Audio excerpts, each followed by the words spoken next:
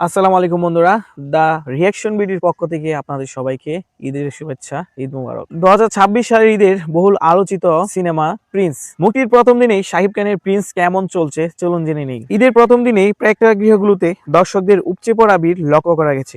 বিশেষ করে ঢাকার মধুমিতা ও স্টার সিনেপ্লেক্সের শাখাগুলোতে শাকিবিয়ানদের জয়ধ্বনি শোনা যাচ্ছে। অগ্রিম টিকিট বিক্রিতে প্রিন্স শীর্ষে রয়েছে। এমনকি ঢাকার বাইরে নারায়ণগঞ্জের মতো অনেক শহরেও প্রথম কয়েকদিনের শো প্রায় হাউসফুল। দেশ জুড়ে প্রায় 130টিরও বেশি সিনেমা হলে মুক্তি পেয়েছে প্রিন্স। সিঙ্গেল স্ক্রিন থেকে শুরু করে আধুনিক মাল্টিপ্লেক্স সবখানেই এই সিনেমার দাপট দেখা যাচ্ছে। স্টার সিনেপ্লেক্সের সব শাখা এবং যমুনা ব্লকবাস্টারের সিনেমার দৈনিক শো সংখ্যা অন্য যে কোনো ছবির চেয়ে বেশি। হল মালিকরা বেশ উচ্ছ্বসিত।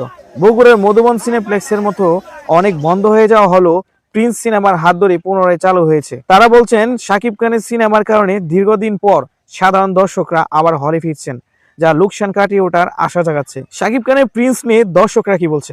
দর্শকরা শাকিব খানের কালা জাহাঙ্গীর লুক এবং স্টাইলিশ অ্যাকশন নিয়ে দারুণ মুগ্ধ। বিশেষ করে সিনেমার মেকিং এবং ব্যাকগ্রাউন্ড স্কোর আন্তর্জাতিক মানের মনে হয়েছে অনেকের কাছে।